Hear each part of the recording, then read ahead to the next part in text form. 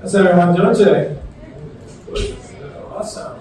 Cool. So while he's getting that up and running, cool. All right, so this is a bit of a mouthful, how to build a repeatable, differentiated, and scalable marketing machine, right?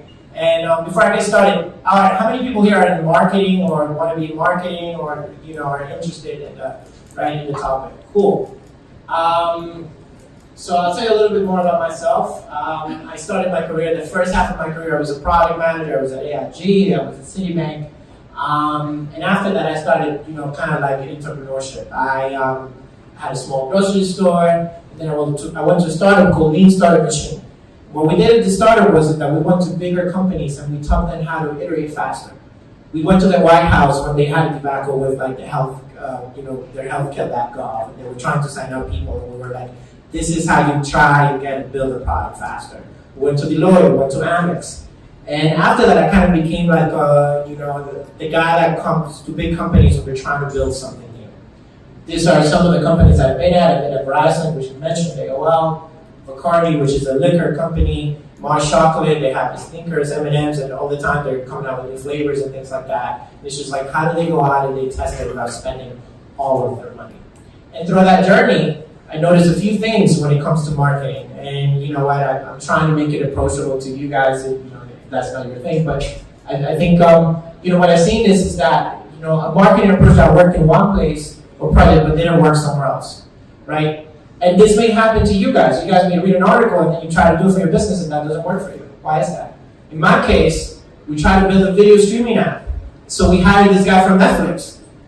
That didn't work. And then I was in some other place where we were trying to build a music app. We hired some guy from Spotify. That didn't work. Why is that?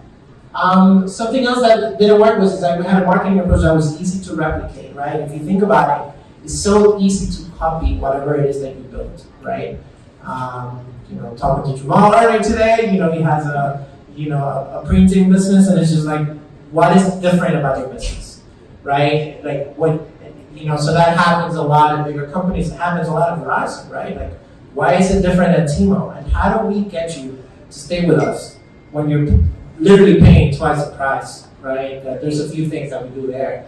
And then we had marketing approaches that couldn't go past a certain mark. Sometimes your business starts working, but you get to like 500,000 users, you get to, I don't know, $1,000 monthly, whatever it is, but then you cannot keep on growing. Why is that?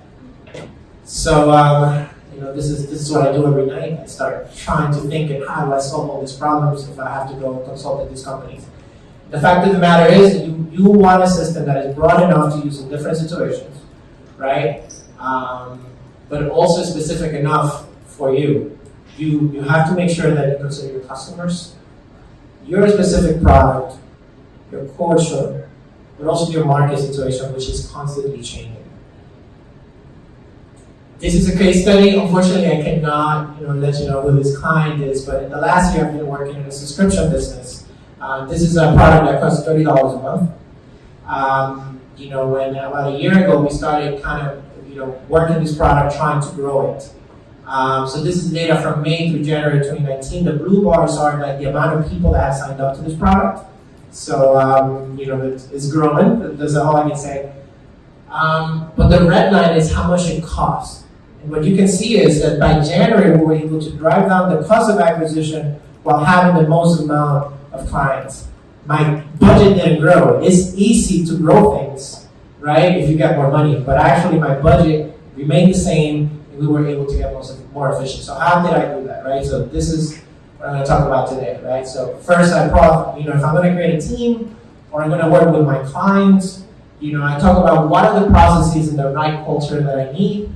I talked about the KPIs and the marketing levers, but of course I have to wait to have a process in place.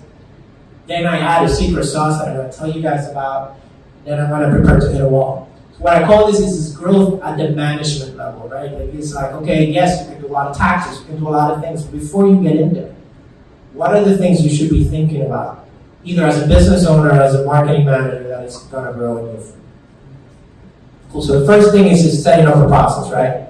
So I can, a lot of clients, come to me and they're like, I want to hit $1 million, or I want to hit 20,000, bolts or whatever it is that you're selling. And I'm like, all right, what process do you have in place, right? Before we even talk about all of these things, right? And the reason for that is like we really want to focus on like how is it that we're going to get it done before I tell you, that I can get that done. And some of the things that I do is it's like I prioritize learning. Every week I meet with my team, and that team could be engineers, that team could be product, that team could be marketing, and we're like, listen, this is what happened this week. How are we going to grow? How are we going to get better the next week? And a lot of what I do is mostly digital, 90% digital, e-commerce. But if you're doing a flyer, if you're doing whatever, I want you to be in this meeting, right? I want my UX person to be in this meeting because everything is interconnected. And we all come up with ideas. The other thing that matters is it's like, before we do anything, I'm like, okay, can we measure it, right? If we're going to change a widget, if we're going to change we're creating a landing page, can we measure the effort of that? Otherwise, we may not do it at all. And then we're always ready to iterate. In terms of culture, I try not to be the bottleneck at this stage of my career. So, as much as possible, I want to empower my team to move very, very, very fast without having to get my approval. But in order for me to do that, I spend a lot of time with them up front. I'm like, this is what I'm trying to accomplish. This is why it matters. This is the vision. And until I'm sure that they don't get it, how they get it done, I don't care. But they need to be in line with what it is that we're trying to get done. Then finally, the person who's closest to the customer knows the most, right? So, and a lot of times that person may be in sales, right? So that person goes like, okay, he's talking to the customer, he knows a lot. That person usually doesn't talk to the CEO or the CMO. They should be talking. Now, if you're in a Fortune 500 company, that may not happen, but I've been in occasions where I was like, okay, I was at Verizon, I would meet with the guy that's running my Facebook campaign, and then the next day I would go and meet with the CMO. And now we have a direct connection into what's happening here. So, let's say you have the processes in place. It's like, okay, how to go and establish your KPIs, your main marketing channels. Or, if you're a business owner, and you're trying to figure out, all right, okay, how am I going to do this, right? Everyone just says Instagram, right? But you have to choose different things depending on where you are and depending on what's happening. So, if you have processes in place, I think it's okay to say, all right, this is where I want to start with the end goal. I want to hit this amount of money or this amount of dollars. So you make a hypothesis of where you're going, where do you think you're going to get the most results. And not just, again, just don't say it Instagram. I just keep on hearing Instagram, but, and then you decide 2 or 3 things that you think are going to matter, right? What are the top 2 or 3 things that you think are going to matter? Just focus on those things as much as possible. Focus, and everything else doesn't quite matter, right? So this is what I do all the time, right? Let's say I'm a new head of marketing, or I'm joining as a consultant, and I start thinking about is this a brand new product where I don't have data, right? So again, look at it as if you're building your company. In that case, you should be looking at your competitors. You should be looking at your you should be looking at your customers most importantly, and then you should be looking at your company, like your own self. Do you really have money to do these things, right? And putting all these things together. But if you have data, then you can do a different decision. You can say what's working, what's not working, and then what does my gut say? Does this make sense given everything that I'm looking into?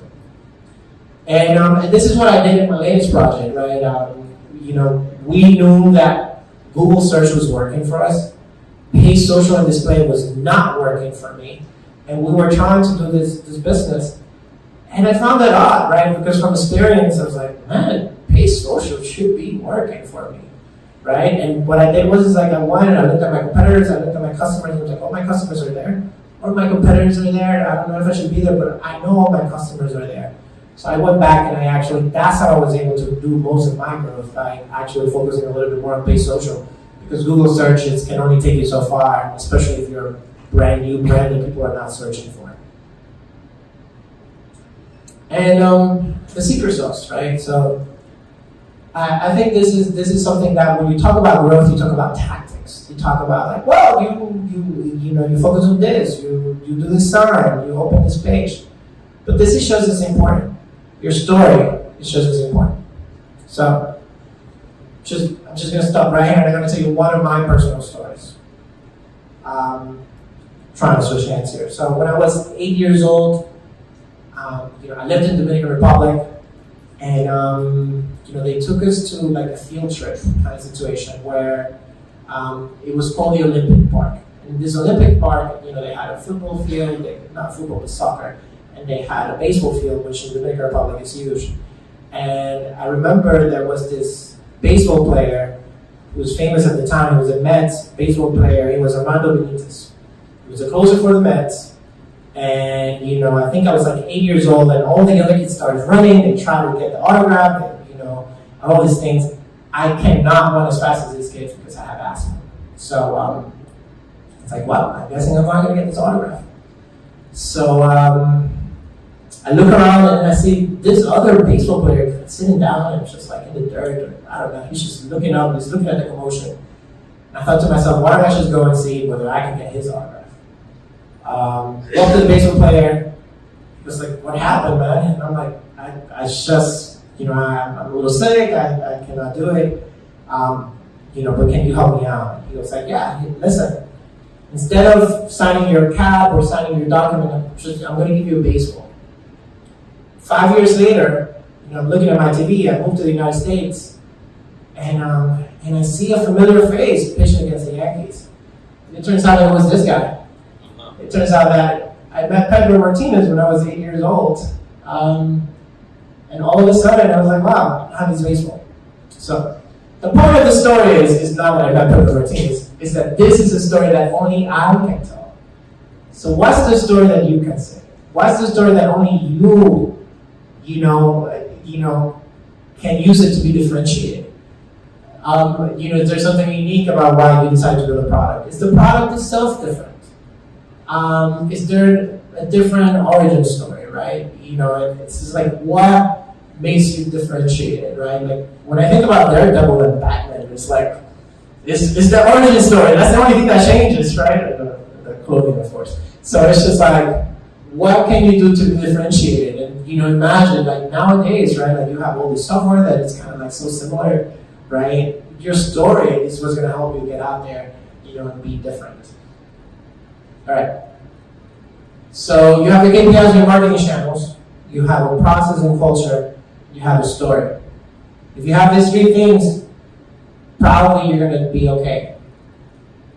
But eventually you're going to hit a wall. And I have the answer for that. Once you hit that wall, what you do is you bang your head against it. That's what you should be doing. Well, actually, no. You go through the entire wheel again. You use your data. You look at processes. You focus on learnings. Right? You don't want to be like this Netflix guy that went to this video streaming app and he came with the same playbook. You want to start looking into the thing and saying, okay, what's different now? Can I change the process? Can I change the culture? Can I change my story? But the problem is you may have to do that for the same product 6 months later, 8 months later, because eventually you're going to hit a wall. When that happens, this is why this is related to growth at the management level. So again, this is a system that you should be keeping in mind, right? Like, you should always look into your processes, your KPIs, your stories, and even then, be prepared because you're going to have to change. Cool. So that is all. Thank you so much.